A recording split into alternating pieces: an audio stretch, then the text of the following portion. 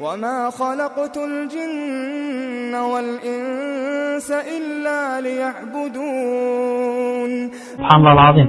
Toute personne qui désobéit à la loi d'Allah subhanahu wa ta'ala, elle sera toujours entre l'enclume et le marteau.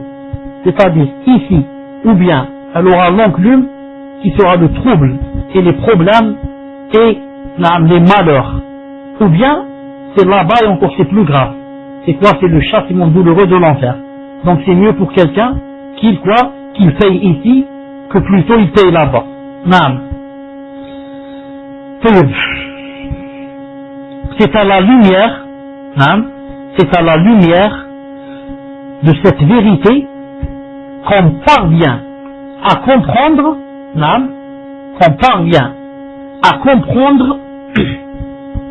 pardon, je vois où j'étais, c'est à la lumière de cette vérité qu'on parvient à comprendre l'échec cuisant de tous les défaitistes qui se sont évertués à inciter la femme à se débarrasser du voile islamique.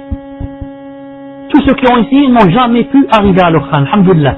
Même dans les pays musulmans qui ont connu des propagandes qui consistaient à inciter, voire à obliger la femme à abandonner son voile ainsi que sa pudeur, même dans ces pays, la femme musulmane consciente et éduquée s'est remise à porter la tenue islamique qui reflète sa pudeur et sa dignité, et ce grâce à la résistance des croyants et croyantes appartenant au mouvement d'éveil islamique à travers le monde. L'échec flagrant des partisans de l'occidentalisation et de la débauche est donc une réalité.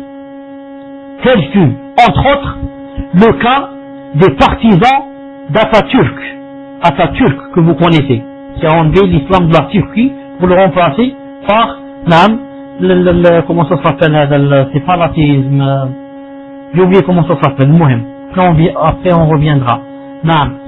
Attendez, comment on dit en arabe, ça fait longtemps que j'ai pas employé ce mot. C'est pas l'ilhad. Il n'y a plus d'islam dans l'État. Il n'y a plus d'islam dans l'État. Ça, non, j'ai oublié. Le cas des partisans d'Atatürk en Turquie, de Reza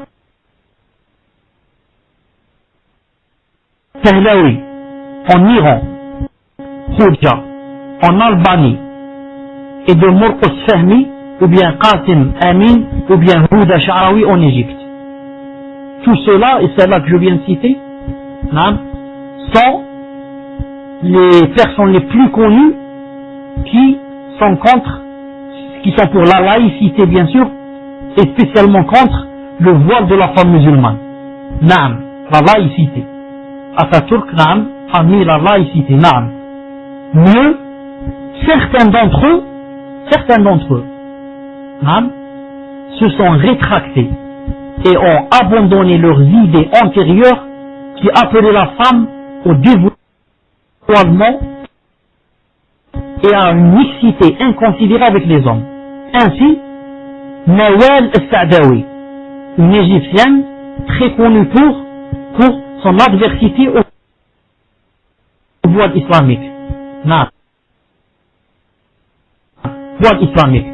Ainsi, Nawal s'atta dans le passé de critiquer avec véhémence le voile ainsi que celle qui le porte et s'obstiner avec une hargne singulière à inciter à abandonner le voile.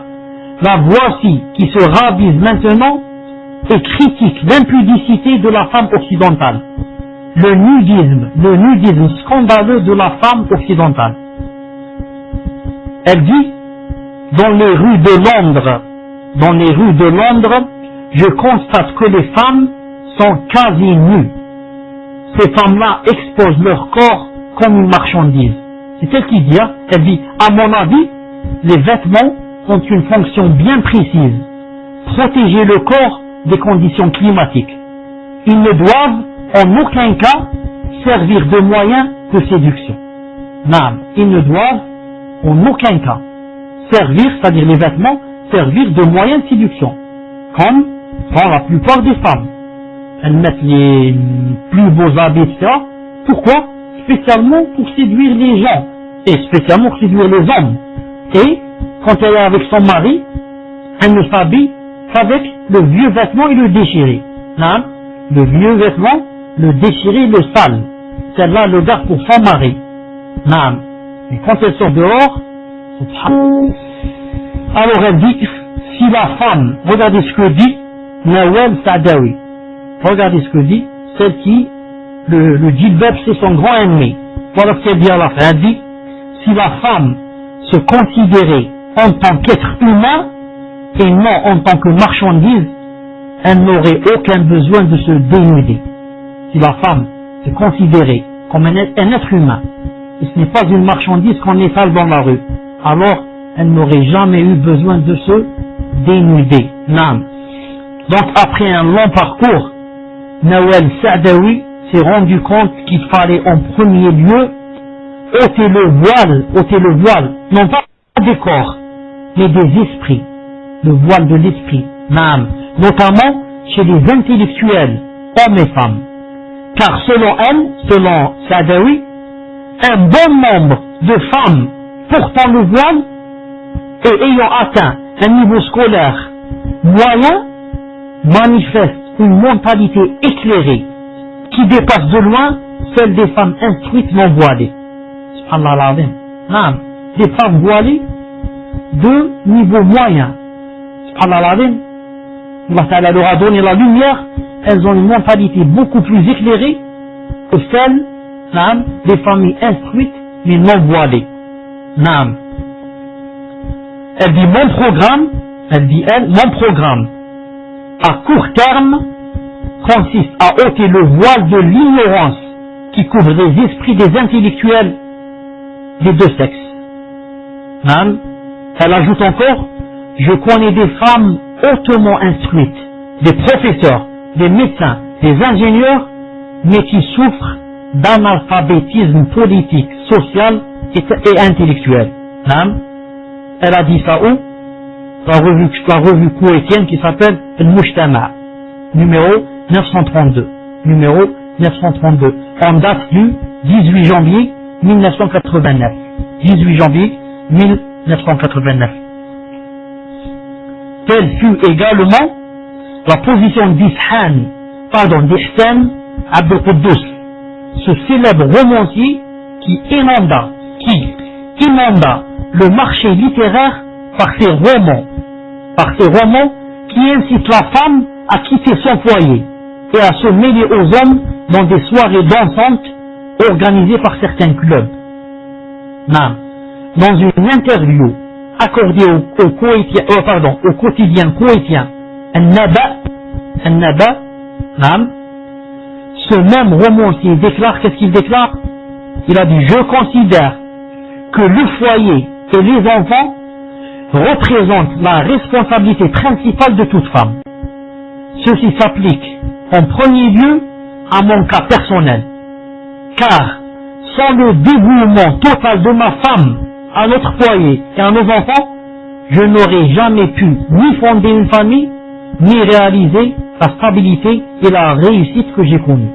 Il a dit, si c'était pas ma femme, si c'était resté dans le foyer, moi qui incitais les femmes à sortir, si c'était pas ma femme qui était restée dans le foyer, je n'aurais jamais connu ces réussites.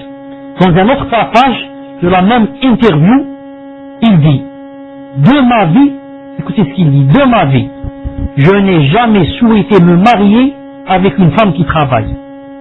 Ma position là-dessus est bien connue. Dès le début, j'étais conscient de l'importante responsabilité ménagère incombant à la femme. La responsabilité de la femme à la et qu'est-ce qu'elle fait? Elle fait sortir une umma et les récompenses qui l'attendent demain devant Allah pour cette astreinte à quoi? À faire ce que Allah lui a demandé, comme il a dit dans le Coran, وَقَرْنَ فِي بُيُوتِكُنَّ. Maintenant, la femme sort comme l'homme. Elle sort le matin, à 6 heures du matin, il fait nuit. Elle revient à 17 heures, ou je ne sais pas, 18 heures, il fait nuit. Elle ne sait pas ce qui s'est passé avec ses enfants ses enfants étaient jeunes chez où, chez sa grand-mère ou chez sa mère à elle, ou bien avec la servante qui lui apprenait je ne sais pas quoi, qui faisait avec ses enfants je ne sais pas quoi, et Allah subhanahu wa ta'ala al-musta'an.